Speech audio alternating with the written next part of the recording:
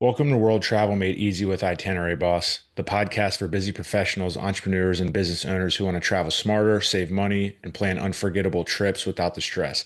I'm Ross, your host and the founder of Itinerary Boss. I spent a decade building a career in healthcare, software, and medical device sales while planning both personal and business trips across more than 20 countries. Whether it was group getaways with friends, couples trips, or just mapping out business territories, I became the go-to person for saving money on flights, organizing those logistics, and using points to elevate the experience. Now, as an entrepreneur and business owner, I help others do the same by showing you how to travel better using points, smart planning, and those proven strategies. Each week, we bring you expert guests, step-by-step tutorials on points and miles, and real-world itineraries that we've used to help you plan with confidence. Whether it's using points to travel better, exploring a new destination, or just learning how to maximize your spending, we've got you covered. Before we dive in, go ahead and grab one of our free tools in the show notes.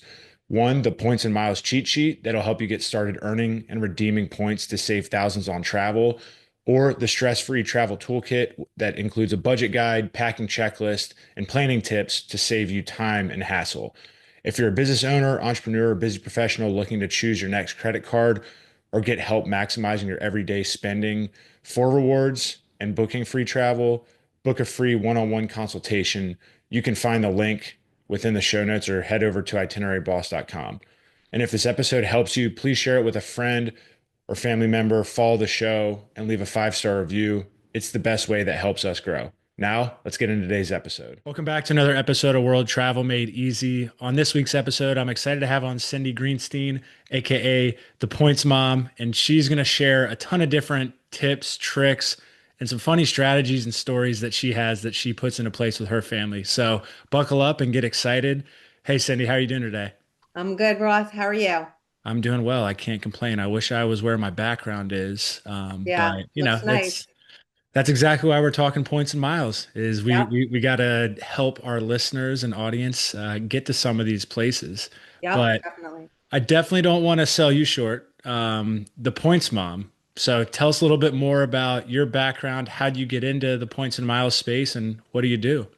Right. So yes, the points mom. I was an accountant way back in 1990s after I graduated from college, and I traveled a ton for work. So I was taking about 20 flights a year, most of them not direct. So I was taking two legs every flight, nowhere exotic, mostly to like Michigan.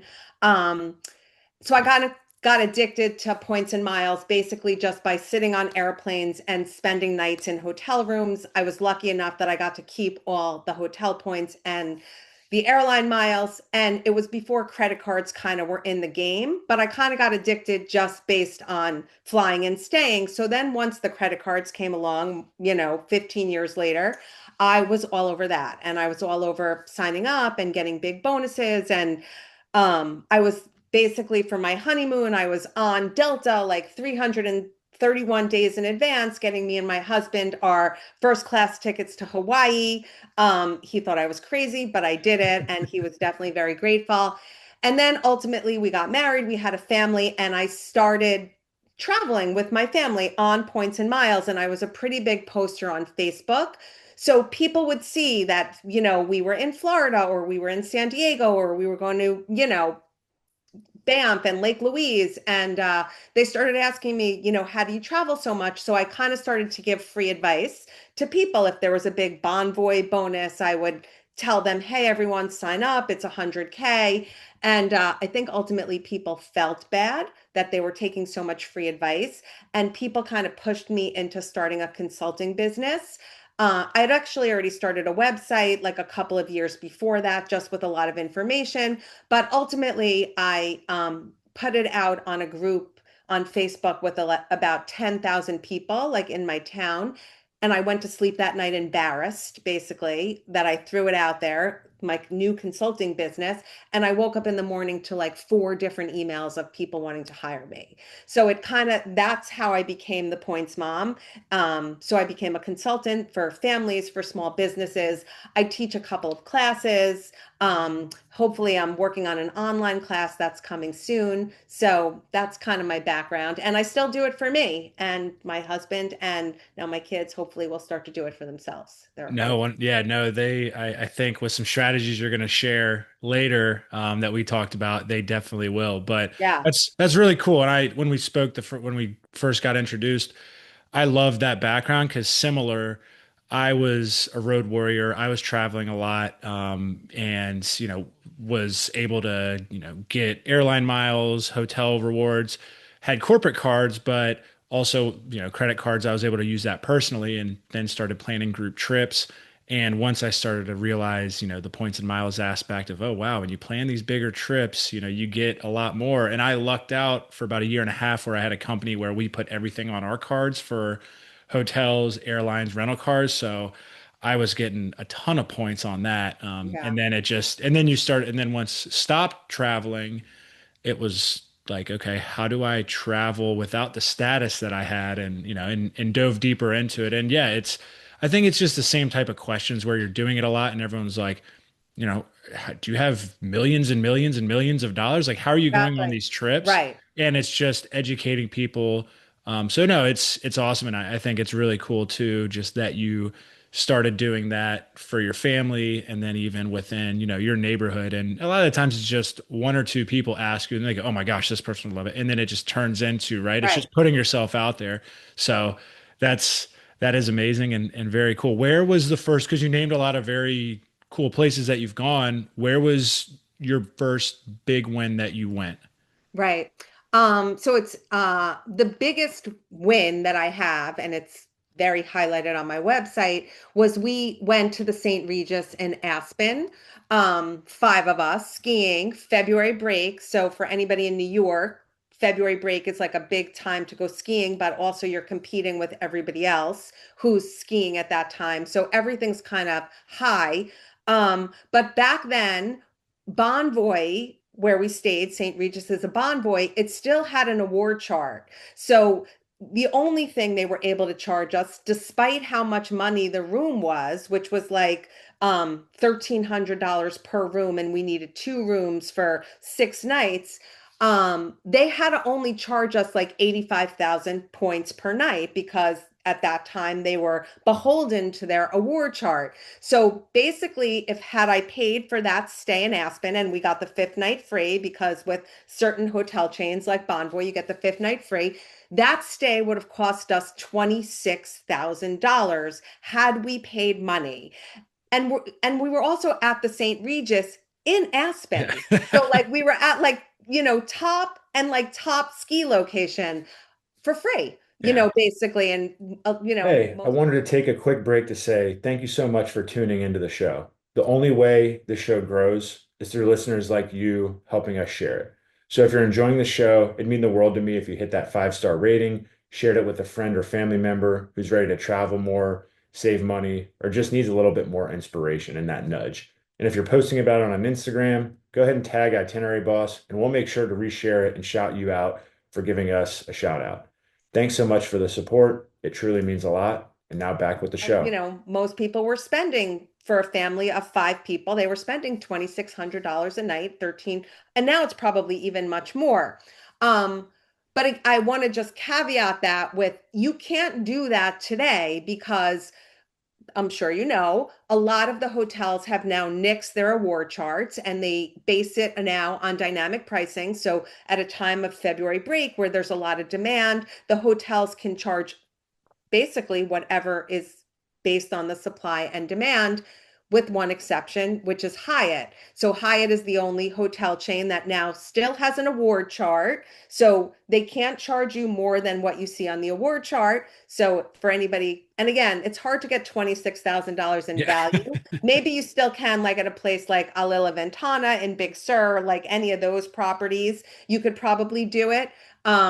But not like a ski vacation like that. But you can come close, like Park Hyatt Beaver Creek, Yeah. or, but not 26,000. So it was great back then, and you could still get a ton of value but not maybe 26K Yeah, because but that's amazing. And that's just a great, marketing for and a jumping off point too, because I mean, Aspen is that's tippity of the top of Right. prices, right? So if you want to go there, the fact that you're getting the hotel pretty much for free, you're probably paying for your flights with points. And then, I mean, it's going to be expensive for, what you're doing in Aspen, but taking that off and taking your family there, that's amazing. Yes, some of the other places you mentioned, yeah, there was a guy's podcast I went on yesterday, and he was talking about Park Hyatt, Beaver Creek, and being able to go there. Alila, we haven't been in Big Sur, but we just did our honeymoon and did the Abood one in Bali and Nice. Seminyak.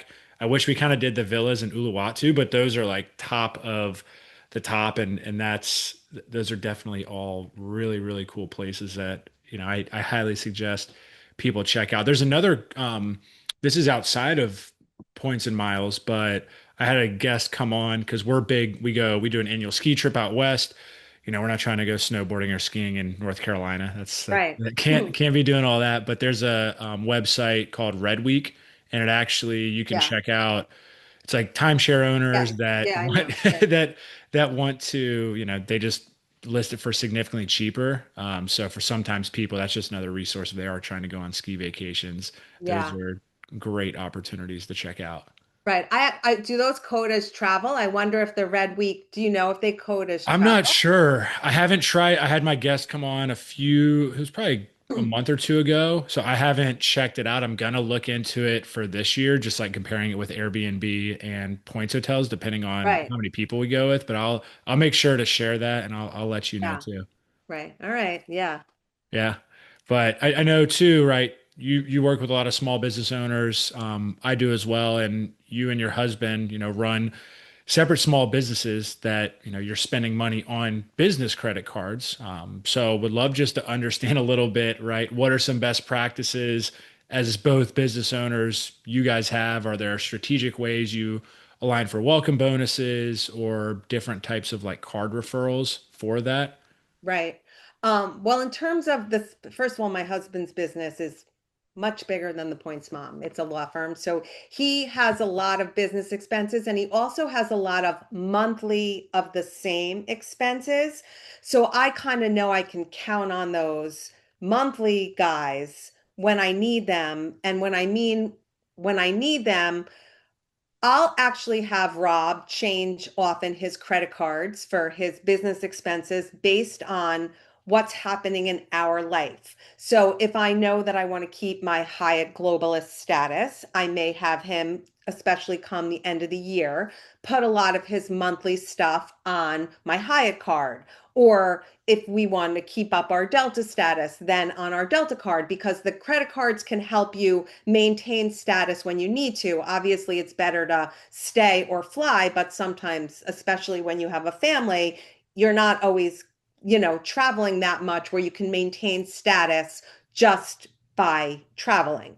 So that's one thing that I always do. And I'm constantly refiguring that out basically every month to see where we are. Now, if I hit the status or if it's early in the year, like where I'm not so concerned about keeping our status or re-getting status, I'll use anything that's if I know he's advertising, he's using an Ink Preferred card. If he's, entertaining or he's maybe using a Capital One, even though it's not necessarily a business card, he's using like a Saver One card. Yeah. Or if he's, buying office supplies, an Ink Cash. If it's something that doesn't fall into a multiplier, he's using a Capital One Business Venture X. Same with the Points Mom in terms of the multipliers and using the right cards. Just I don't have as many business expenses as he does. And most of my business expenses are ones that aren't carved out as a multiplier, like, Yeah. basically. In terms of us referring to each other, I don't necessarily love that. I mean, I don't do it so often because I feel like it counts as an app a lot of times as a card. So if Rob would refer me to a card and then I would go to apply for a Chase card, often Chase is going to see my additional card and they're going to count that as one of my cards towards 524, which is Hmm. a Chase rule that basically says you can't have more than 5 applications within 24 months. So we don't necessarily refer so much to each other. I'm much more into us both applying for our own individual business cards, hopefully having points other than Amex. So like we can combine our Capital One miles, we can combine our Chase points. Um, so I like that better than the referrals. And in terms of the timing of when we get them, and I'm sure other businesses are like this too, where there may be times throughout a year where your expenses are heavier at some points than in other. So like, especially for Rob, at the end of the year, he's buying Christmas gifts. He's doing gigantic mailings of like, postcards, happy holidays and stuff like that. So I save a lot of the bonuses, especially ones that are big, like 30K in 3 months, Yeah. towards the end of the year. So when I know he's going to have his big expenses, basically. Yeah. So that's kind of some of the things we do. Those are no, those are some amazing strategies. And I think it's, I'm I started my business about 18 months ago.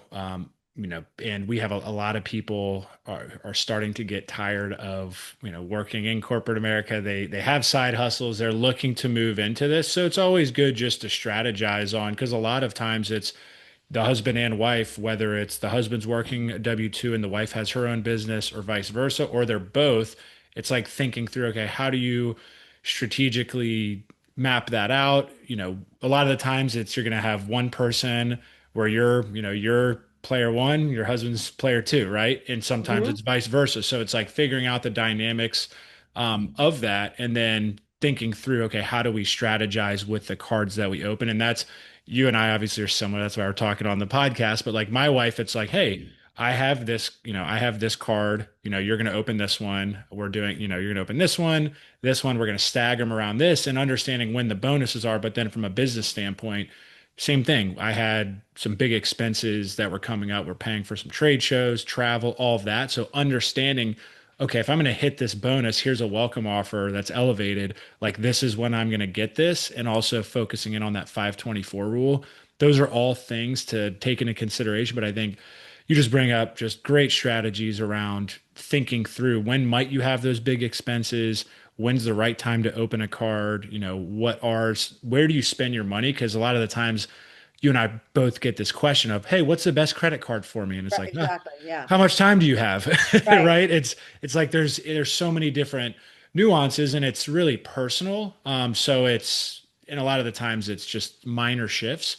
But no, those are some awesome strategies. Are there any funny ways that Well, just from like, oh, go I was ahead. going to say one other thing though, too, which it depends on how far you also want to take it because Rob at times, like if some of the cards like in cash cuts you off at 25K per year where you're not going to get your 5% anymore and you're only going to get 1%. So Rob will get texts from me usually early in the morning that basically I make him change the cards too throughout the year for like the Verizon bills or the WB Mason or stuff like that. So that's another strategy if you really want to just make sure you're on it in terms of when they maybe cut you off. An Amex Blue Business, that's a 2x Amex points per dollar. But the minute you hit 50K, you're at 1x per dollar. So you just want to be, if you really care and you really want to maximize, you just need to be mindful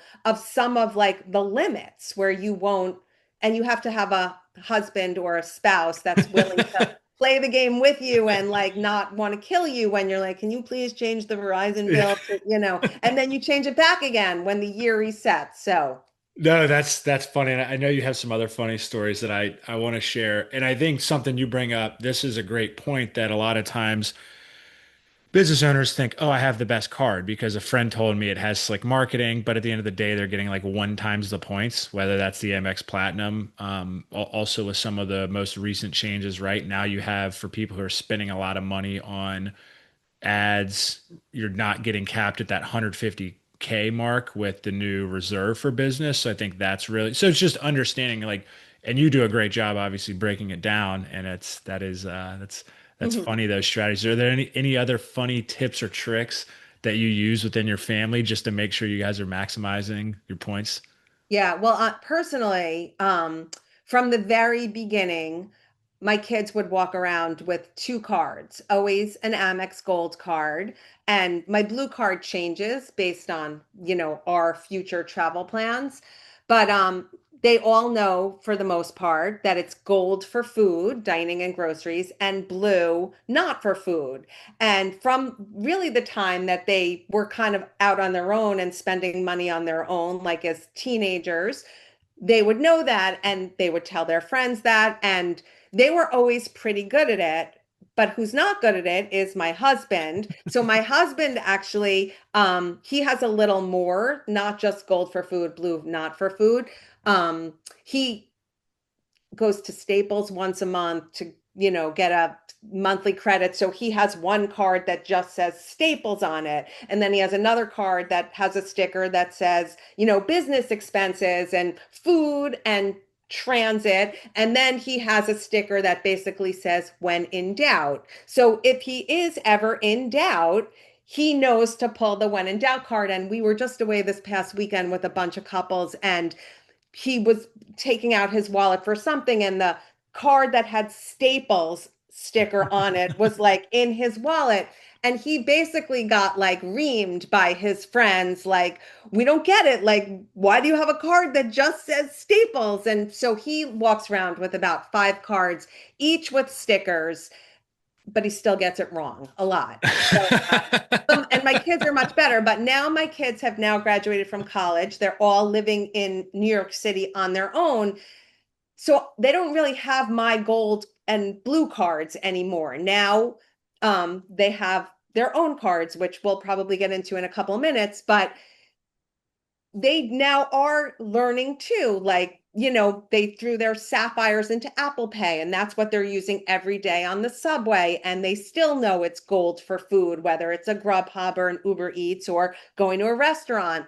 So, and they're pretty good at it. And they're hopefully still going to be pretty good at it now that they're on their own, if they want to maximize their points and miles. Yeah, exactly. And now that they're out of college, you're like, hey, now you and Rob get to take all those points, and you're like, well, you guys are out on your own. So Right. now you got to earn them to come on these trips. So Exactly. that's Yeah. that's awesome. Yeah. I love those strategies, and for for couples, for parents, take some of this advice and put it to play. And Yeah. I think it might, at first, it might be a little annoying, but at the same time, I think when you're sitting business class, you're not having to pay for where you're going on vacation, you're going on a lot of these vacations, then you're like, okay, this is awesome. I got asked a question yesterday on a podcast that I went on. It was like, how was your wife? What did she think about all this? And I was said, well, we went on a couple of nice vacations and we didn't really spend any money. And then they just continued to happen. And, we were going through wedding planning and mapping out all these big expenses. It was like, hey, here's these bonuses. This is going to earn us this. And, saving almost 20 grand on the honeymoon, racking another 400 plus thousand points that our 2025, 2026 travels already pretty much paid for. Well, Then it just, and that's, with not a ton of business spend. Now that, I'm running this full time and have business spend, then it's like, then you combine both those and it just makes yeah. it, that's kind of where you start slow, but yeah, I think if someone's on top of it and likes to do that stuff, and the other person is understands, I think the first hurdle is, oh, this is going to hurt my credit. Or how do I juggle all of this? Like, what are some best practices? And that's why I love having experts like yourself on the podcast, is because you can share different tips and tricks, different strategies, all of that. I am curious, you have I love the little markers on the cards, and also you keep it simple, right, with gold and blue. But are there any other tools that you recommend, especially when, because you probably have the same thing I get? What happens if I open a couple cards? Like, how do I make sure that I'm maximizing these, right? Is there an organizational tool outside of just a Excel spreadsheet? Are there any other things that you recommend? I mean, there are like apps out there and stuff where you can throw your credit cards into them and they'll give you reminders. I mean, me personally, again, because I'm managing five people in my household. And like I said, I started my kids applying for cards when they turned 18. Like before they were 18, they only had mine and Rob's cards. But once they turned 18, I started them on an application journey that now they're 22 and 23. They're pretty much set up for life in terms of what they have, if that's how they want to stay. They don't really need anything else. But those 5 years of them 18 to 22, 23, I was managing five people's cards and payment due and rewards, and even sometimes like if Amex had a good Amazon offer, I was switching out my Amazon payment like every couple of weeks, like I was keeping track of when I hit the cap on Amazon. So my personal strategy is I keep it in my calendar. Like I every day I'll look at my calendar and I have due dates in red of my cards basically, or my kids' cards or Rob's cards. So that's kind of, and usually a few days before also. Auto pay is hard for me because I just have too many. But I will say for my kids now, I made sure they put all their stuff on auto pay because they don't have as many as me. And we want to make sure that they do not miss a payment, that they are paying on time and in full. So Hmm. for anybody with, kids who are starting out, I will say a lot of the kids get tricked because they see on the statement, it just says amount due. And it's just the minimum payment Yep. due. And they think that they're paying the right amount, but they're not paying the full statement. And then the next month they're seeing interest. And Yeah. so I feel like that's like kind of not so cool on the part of the credit card companies. I almost feel like they do it a little bit on purpose. Um, so now I lost my train of thought, but I basically, for me, I keep it in my calendar. My kids are all on auto pay. My kids know that they need to pay the full balance and not just the balance due. And Rob relies on me Yeah. for his credit But cards and his bills, and so yeah, well, that's you bring up a great point. I think it's just keeping it simple for the parents, and if their kids are starting out, even for adults, right? I think most people think it's just a minimum payment, and then it's like, then you have 25, 30% interest. That's the worst debt you can have. So it's mhm, always looking at and if you have a bad time remembering, just putting it on auto pay, right? right. And paying the whole statement, not the minimum payment. I think that's just keeping it super simple and educating your kids. That's a great strategy to put in place. So because you had your gold, your blue Amex, and your kids were using those, were you opening up different cards for each of them and then adding them as an authorized user? Or do you kind of mind walking us through that? And then, what was the reasoning behind that? Right. So before they were 18, I added them again to my gold card and my blue card. Um, because when you add your kids, as long as you have good behavior as the parents, that actually will help their credit score for when they are ready to go for their own. And meaning I'm ready to do it for them because they were clueless at that time. So for all the years from like you can get your first Amex under your parents at 13 and maybe your first Chase card when you're 16, they had maybe like four or five, because I say gold and blue, but like I said, my blue card changes between like a Capital One Venture or Freedom Unlimited based on our travel goals. And sometimes I can't like resist if they're going to offer me like 15,000 points per additional card holder for spending 2K. I jumped on those. So they had like a bunch under me, but again, always for me and Rob, good behavior, good payment. So their credit scores were pretty good by the time they were 18. Um, and I started them easy. There's a lot of tools that you could use at 18. You could see if you're pre-approved for certain Capital One cards, for certain Chase cards. And they basically all had Chase bank accounts. So I started them out with, maybe a student freedom card, but I didn't leave it like that because I have so many people who now come to me with their kids who are graduating from college. It doesn't matter how much money they're making. They could be making tons of money. And if they only have had a student freedom card or no card from the time they were 18 to 22, they're not getting approved for a Sapphire Yeah. or a sexier card. They needed to build it from the beginning. So I I would say like every few months, every like 4 to 6 months, I brought something else in. And when the big sapphire, not this last one, but there was one like 2 years ago that was like 80K. They got those in a second, the sapphire, because they had already had a nice credit score. They had a history with Chase. They all have Capital One Venture X. They all have their own Amex Gold. And I did that, I'm going to say like every maybe 6 to 12 months from ages 18 through 22.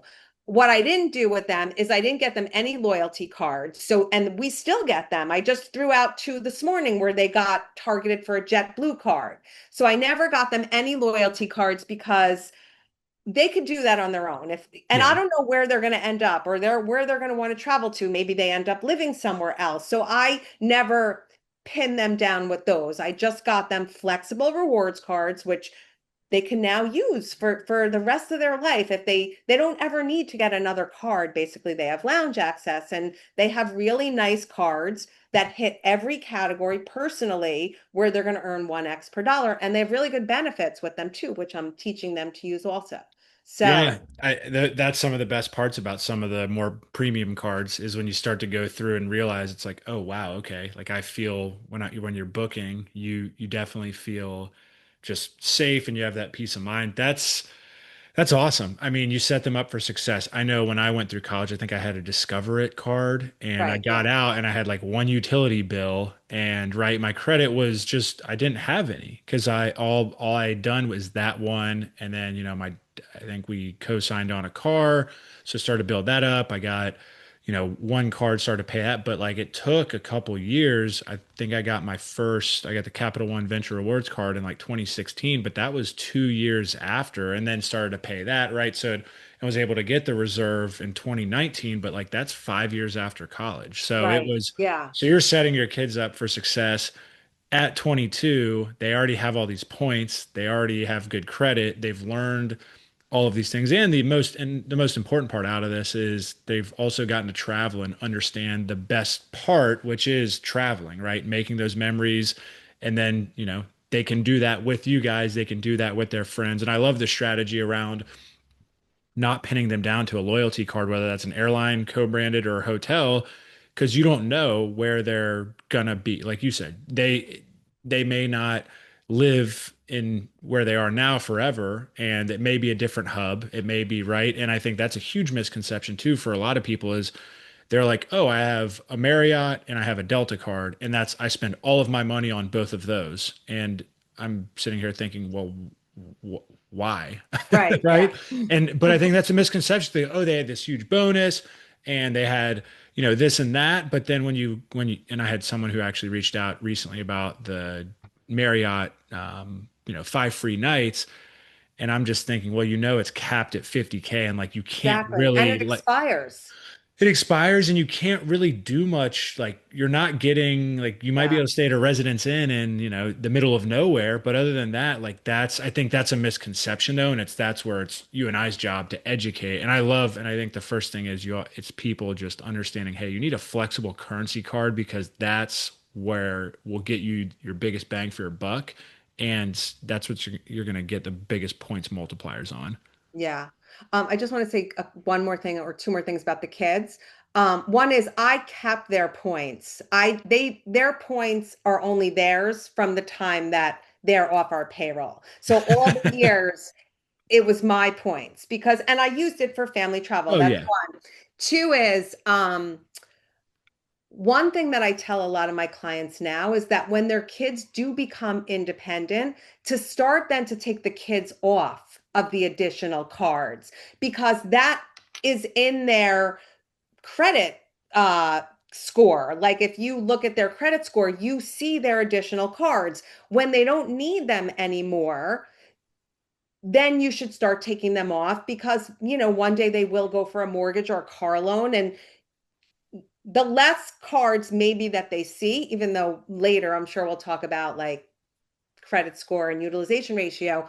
But in general, if they're not tied to the card prime as primary and they're on their own, the parents should start to get rid of them as additional card holders. And the last thing I'm going to say is even while my kids had their own cards, they didn't physically have them. I was the one who was just putting little monthly expenses on them every month, like a Netflix or an Apple storage, just so every month the cards had activity and payment because that's what built up their credit score. So it wasn't, they were carrying around their gold card and their blue card, which were mine under me because I wanted the points. So you don't have to give the cards their own physical card when they're younger, like 18, 19.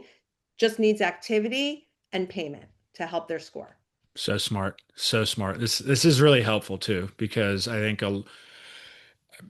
I was perfect case. Like I didn't, I didn't have much credit. I was using my student card, and I think if I had gotten the chance to do that, I would have. I love to travel. My parents Yeah. would have benefited from it. So I Right. think for parents who like to travel, and that's questions I get is, oh, travel's too expensive, and you hear it everywhere. It's like, oh, wait till you have kids, you won't be able to travel. It's just excuses. But that's why I love bringing people like yourself on, like Robin, like Dia, other people who Yeah. have kids because I don't at the moment. And you've done it for a while, and you know all the tips and tricks. And that's it's super helpful.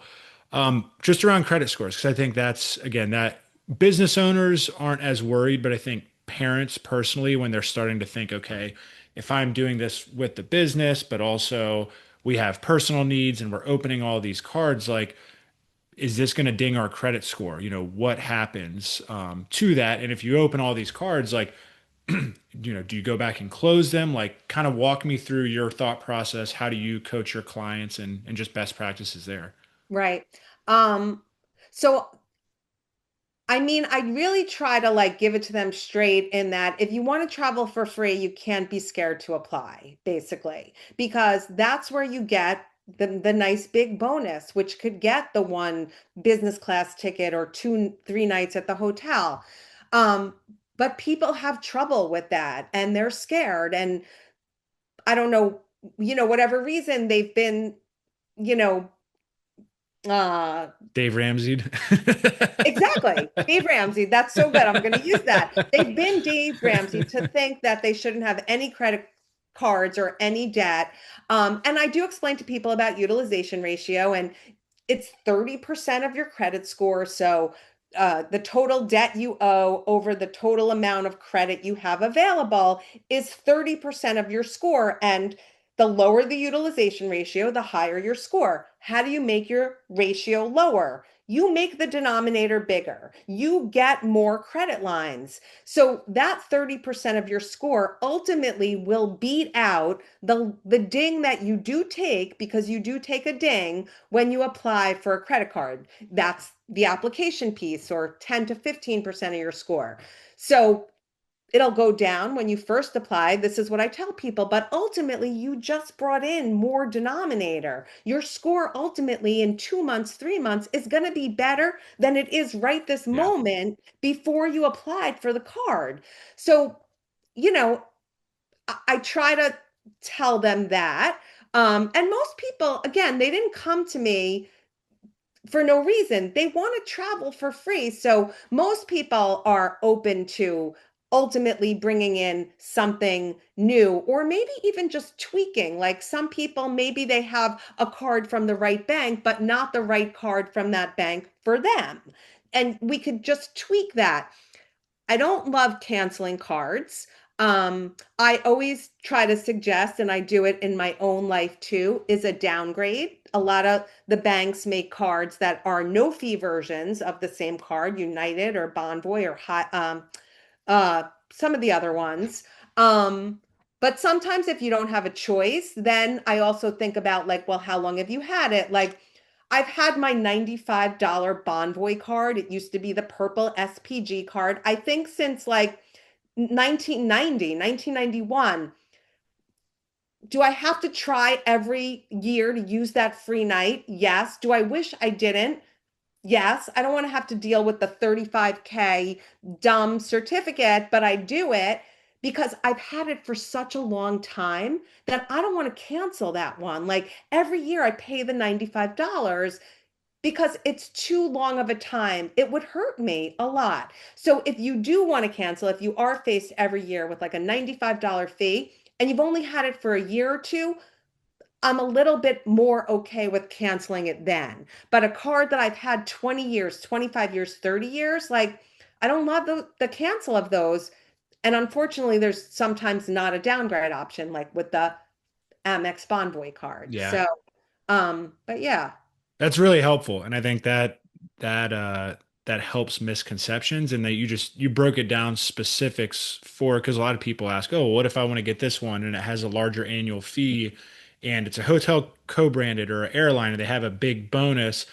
I think it's also building out your specific strategy too of do you feel okay having 15 or 20 cards? And in 5 years, do you think you're going to use that or are you going to want to cancel it? So it's just like thinking it's all on a personal basis. And one, I'll reach over here because this is exactly where I literally keep it. It's just getting one of these and yeah, just literally having just having yeah, this and looking in here. Wow, I really haven't used many of these in a while, but guess what? They're right. They're on auto pay. Some of them, one of them gets like 5 times the points on Spotify, and I get free streaming from it but at the end of the day, and it's just on auto pay, and it's just building up my credit. So it's just yeah. like thinking through and just tucking those away, and that's going to help it overall. So no, those are super helpful, and I appreciate you sharing. And yeah, it is true. A lot of people, you kind of got to take risk to get that Right. reward. Yeah. Yeah. You want to travel for free. Exactly. Like pick your poison, basically. Yeah, You well, know? it's just like, investing. Do you want to make money? Well, you kind of got to invest. There's risk Right. and there's always going to be risk and reward Right. for everything. Yeah. Are there any best practices just on, because I think a lot of parents too are just, as that you instilled in your kids, educating them on, understanding obviously the statement balance, but just around like financial literacy, best practices as they were growing up with credit cards, those type of things to set them up? Right. Well, I mean, they all know no balance, and they all actually now send a lot of their friends to me also. Um, and they hear me because sometimes they're around when their friends are asking me questions. So I am very clear with not only kids but adults too. Like I never really start a consult without saying this game doesn't really work unless you pay your bills on time and in full. Like it doesn't. The interest you'll pay or the fees you'll pay will negate any awards that you earn. So they've kind of always heard me say that. I mean, honestly, I have two boys and a girl, and I guess if anybody's going to be a little more irresponsible, it's going to be the girl who spends more money and shops online and um could be the one to possibly forget. She'll probably watch this and be mad at me. Could be the one to forget to like make the payment. The boys are a little more responsible.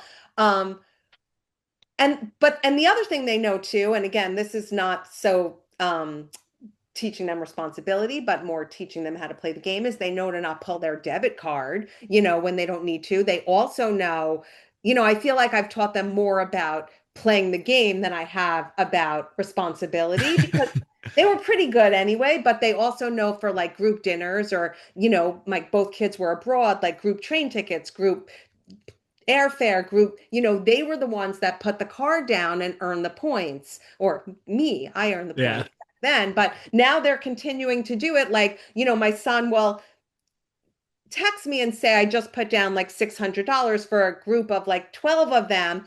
Um, and sometimes I even give them advice like pay off the statement mid-month because remember the utilization ratio and the debt to, Yeah.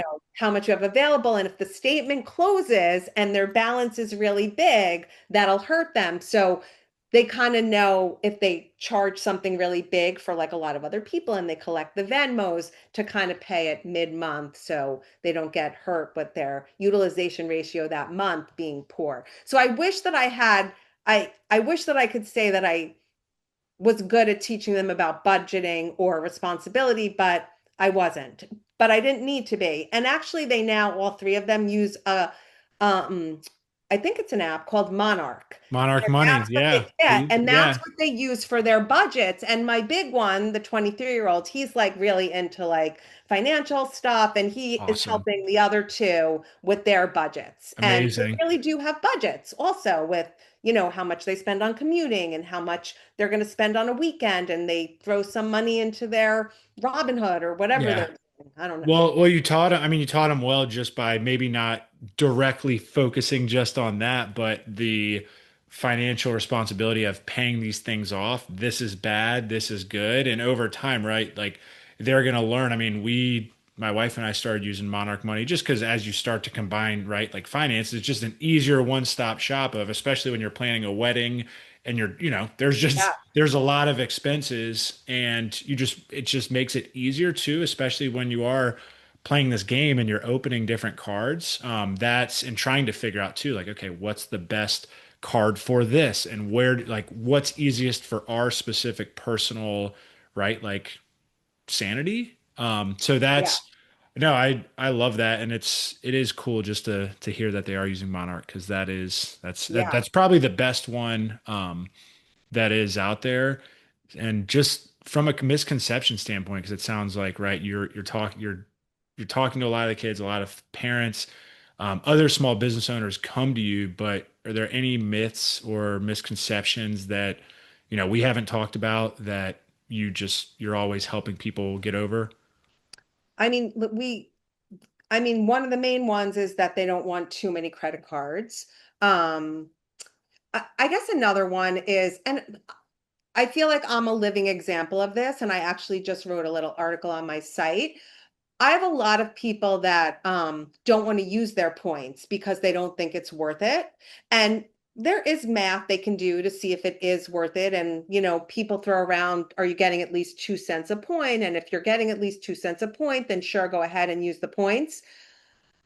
But one thing that I always say is that it's not just like objective value, there's subjective value to you. And even if you're not getting 2 cents a point, maybe you're just getting 1 cent or 1.2 cents, maybe not laying out 10K for flights is worth it to you. So that's kind of a myth that I like to dispel. And not everyone may agree with me either about that. Like there may be some diehards who think that if it's, not 2 cents a point, don't use them. But they don't think about subjective value. They don't think about your own personal situation. They don't think about the fact that the points and miles are devaluing anyway, Yeah. most likely. So how long are you going to hold on to them for? And like a typical example is I've taken some really bigger trips. Like we did an African safari this past December, and last December we went to Thailand.